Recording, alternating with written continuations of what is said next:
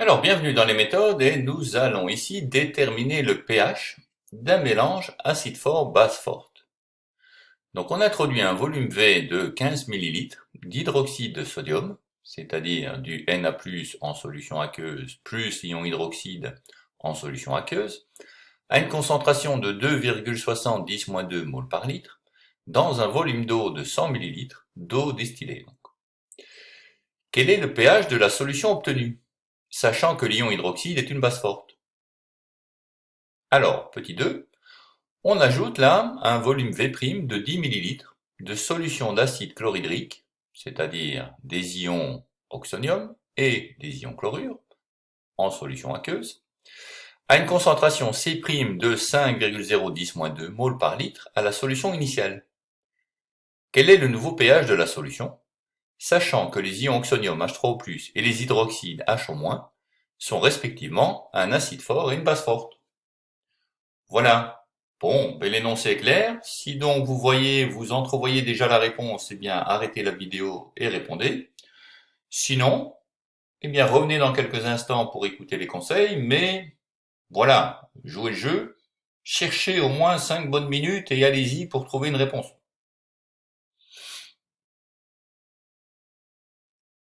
Alors, si vous n'avez pas su démarrer, voici quelques petits conseils. Premièrement, pour la sous-question 1, pour une solution aqueuse de base forte, le pH, ce sera 14 plus le logarithme de la concentration en B, en base. Et donc il faut déterminer la concentration en ion hydroxyde dans la solution finale.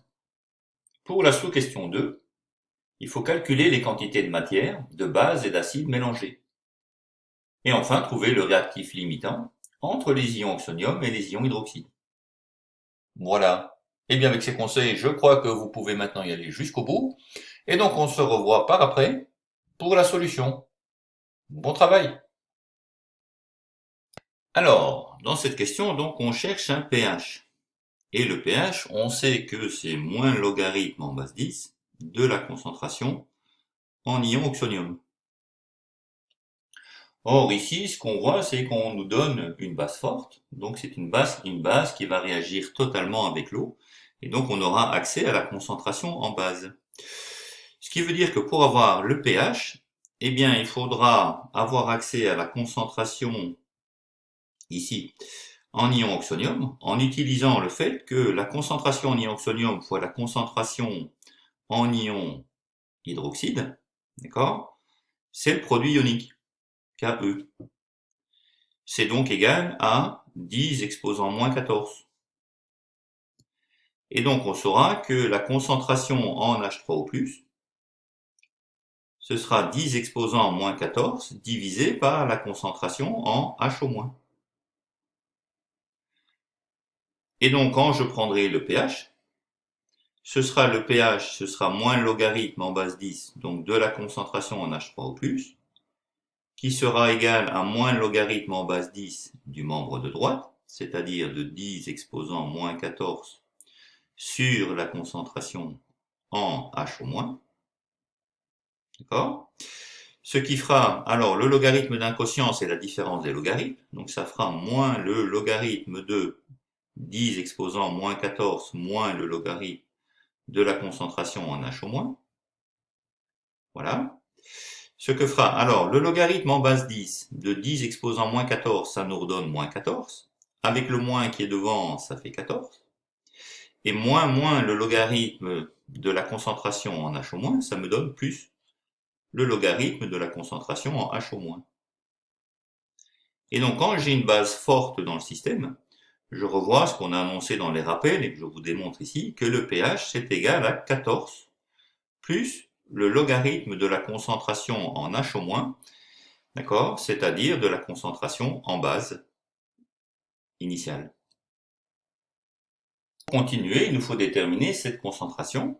Donc, ici ce qu'on a maintenant, c'est que la quantité d'ion hydroxyde présente dans la solution, voilà, le nombre de moles d'ion hydroxyde, ce sera égal à quoi? Ce sera égal à une concentration molaire fois un volume. Or, la concentration molaire, on vous a dit que c'était 2,70-2. fois le volume qui était de 15 millilitres, donc 15,0 10 moins 3, il faut bien exprimer ça en litres, d'accord? Ce qui fait 3,90 10 moins 4 mol. Voilà, donc ça c'est la quantité de matière. Alors une fois maintenant qu'on a dilué ça dans les 100 millilitres d'eau supplémentaire, quelle va être la concentration en H-? Et la concentration en H- qu'on va avoir dans cette solution diluée, ce sera la quantité qu'on a d'ion hydroxyde divisé par le volume final, c'est-à-dire le volume du mélange.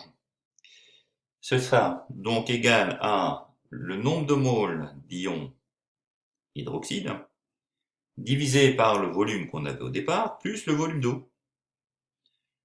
Ce qui est encore égal à 3,90 10-4, que l'on vient de calculer, sur la somme des deux volumes, c'est-à-dire 15 ml plus 100 ml, ce qui fait 115,0 fois 10 moins 3 litres. Pas oublier de remettre ça en mol par litre. Ce qui nous fait au final, en prenant la machine, 3,39 10 moins 3 mol par litre. Ok? Donc ça, ce sera la concentration en ion hydroxyde dans la solution.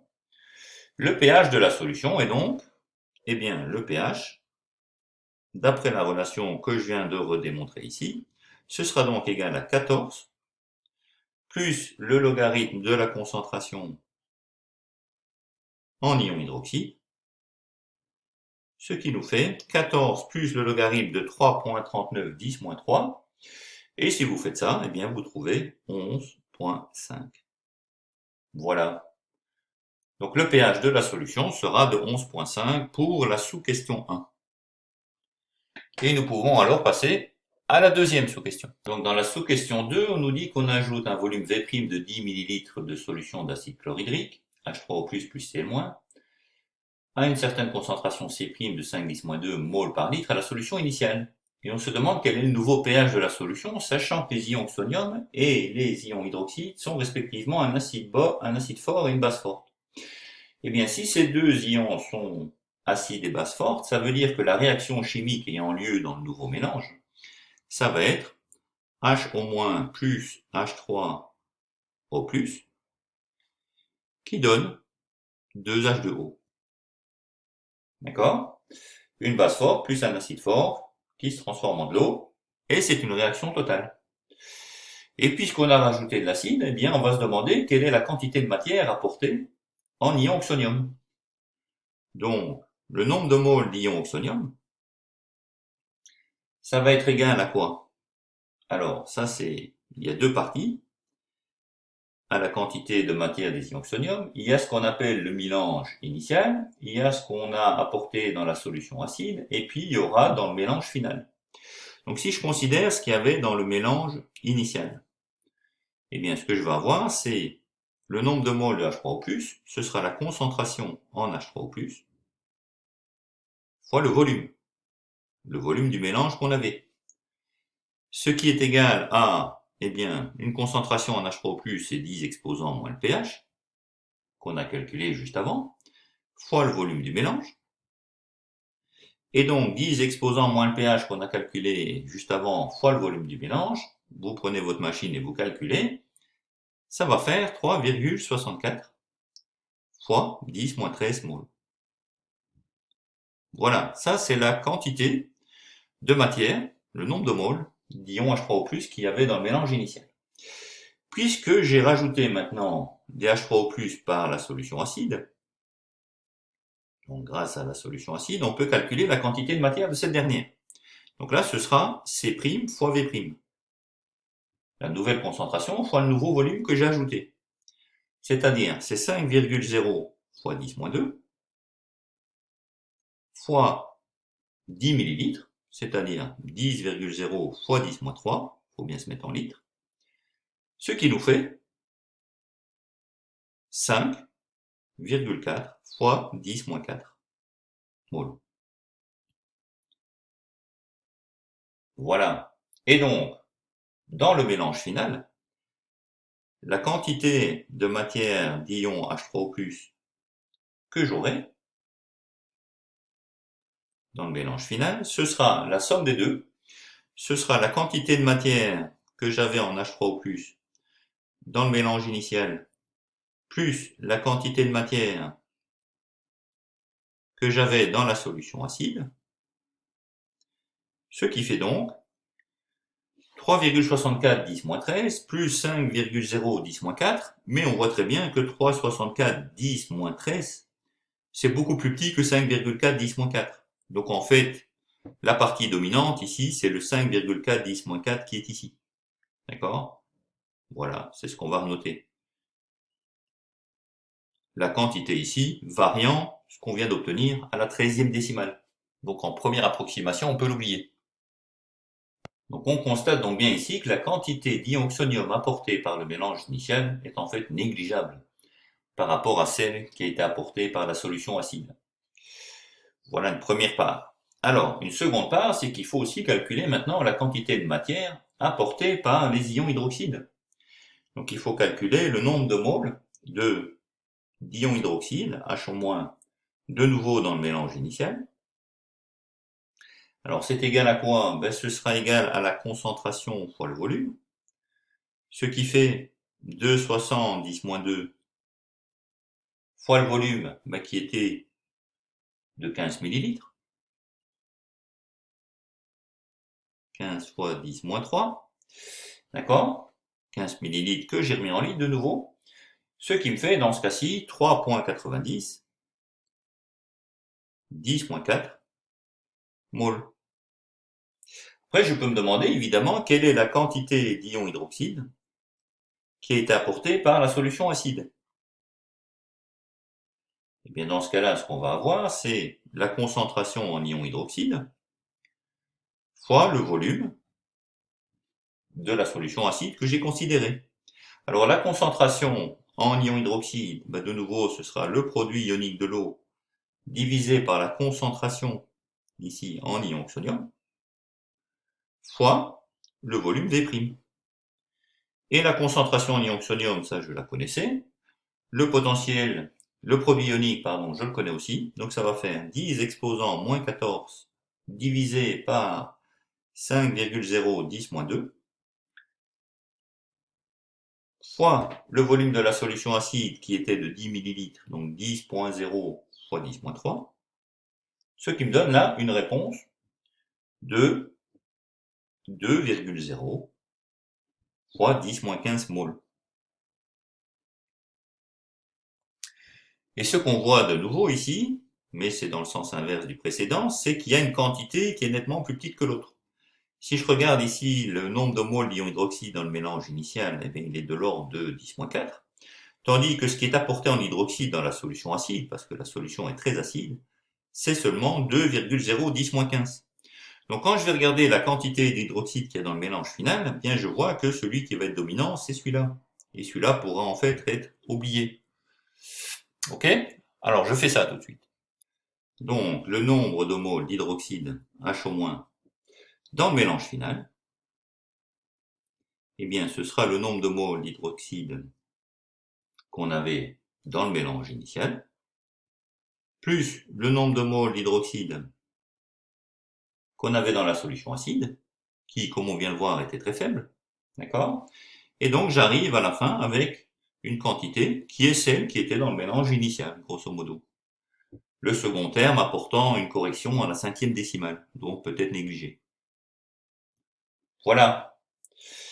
Alors, si maintenant je compare le nombre de moles d'ion d'hydroxyde et le nombre de moles d'ion oxonium qui étaient dans la solution finale. Eh bien, je me rends compte que le nombre de moles d'hydroxyde dans la solution finale, c'est-à-dire dans le mélange final, est plus petit que le nombre de moles d'ion oxonium dans ce même mélange final. D'accord? Pour rappel, le nombre de moles d'oxonium dans le mélange final, c'était 5 10-4. D'accord? Donc c'était supérieur à 3,9 10-4. Voilà. Donc, d'après la stoichiométrie de l'équation de bilan, qui était 1 pour 1, d'accord? On avait une mole d'ion hydroxyde qui réagissait avec une mole d'ion oxonium. eh bien l'ion hydroxyde constitue le réactif limitant, puisque c'est lui qui a le plus petit nombre de moles. Et donc on va avoir une quantité de matière en ion oxonium en excès. Et ce nombre de moles d'ion oxonium qui aura en excès, ce sera la différence entre le nombre de moles d'ion oxonium qu'il y a dans le mélange final, moins le nombre de moles d'ion oxonium qui ont réagi avec les ions hydroxydes.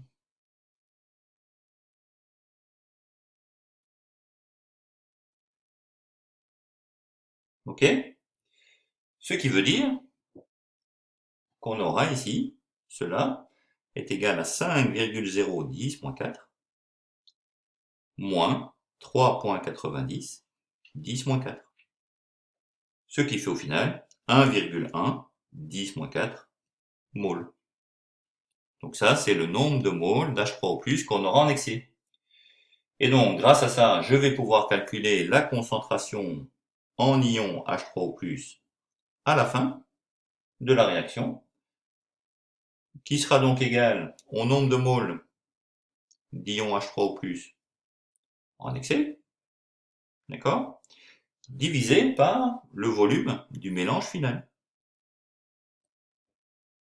Ce qui sera donc égal à 1,1 10-4 que je viens de déterminer sur le mélange final qui est eh bien, les 115 millilitres plus 10 millilitres,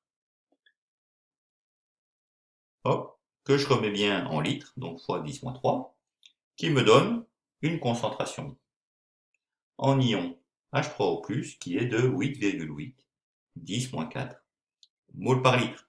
Vérifiez ça hein, avec la machine, si vous ne l'aviez pas sur votre feuille déjà. Et donc la solution finale pour pH, le pH de la solution finale, c'est moins le logarithme en base 10 de cette concentration en ion oxonium, la définition d'un pH, ce qui sera, eh bien, moins le logarithme en base 10 de 8,8 10-4, c'est 3,1. Et 3,1, c'est assez bas sur l'échelle des pH, donc c'est bien une solution acide. Voilà. Et ça termine cet exercice de méthode. Il est un peu long, hein, mais j'ai été dans le détail. Voilà, mais c'était le seul exercice de méthode que je considère, donc on va se retrouver tout de suite après pour les exercices. À très bientôt.